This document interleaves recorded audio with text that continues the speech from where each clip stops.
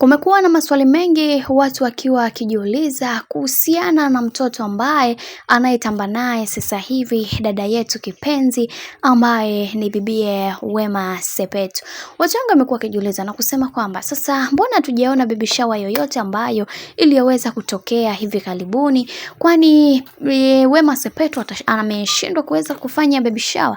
Lakini leo hii majibu ya maswali yenu bibie Wema Sepetu ameweza kuyajibu na kusema kwamba mimi ni moja kati ya mtu ambaye natamani kuweza kuishi maisha yangu ya kipekee yangu, na sitaki kuweza kuishi maisha ya kimitandao kwa sababu cha kwanza najielewa na najitambua. Nimehangaika na kulia kwa kupata mtoto kwa muda mrefu sana, hivyo hakuna ambaye aliyeweza kujali maumivu yangu, hakuna aliyejua ni namna gani ambavyo nilivyokuwa napitia maumivu. Hivyo kwenye wakati wa furaha si vyema furaha hiyo nikipeleka kwa upande wangu peke yangu, kwa sababu naona kuna watu ambao wengi wao walikuwa wanatamani kuweza kuona mimi nikizalilika zaidi, na kuna wengi ambao walikuwa wanatamani kuweza kuona nikiendelea kuteseka hivi. Na hivyo kwa upande wangu nikaona si vyema kuweza kujipa furaha mimi mwenyewe, kwa sababu watu wengi walikuwa hawanijali kwa chochote.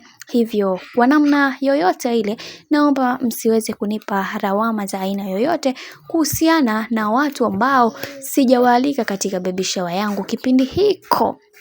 Nachukua nafasi hii ya kusema kwamba mimi sasa ni mama, pia nahitaji kuweza kupewa nafasi kubwa katika jamii. Hembu acheni zile drama ambazo mmekuwa mkizifanya huko mitandaoni. Sipendezwi kabisa na hiki ambacho kinachoendelea, kwa sababu mimi ni mtu ambaye najielewa na najitambua. Pia sio kama watu wengine ambao wasiojielewa na kujitambua. Ifike kipindi muweze kunipatia heshima yangu kiujumla. Bwana bibie Wema Sepetu ndo kama hivyo ambavyo alivyoweza kunena na kuzungumza na kuweza kuposti baby shower yake ambayo iliweza kutokea kwa kipindi cha nyuma, na hicho watu pekee ambacho walichoweza kukifurahia kutoka kwa dada yetu Wema Sepetu, na wengi wao waliweza kumpongeza sana. Hongera dada Wema Sepetu.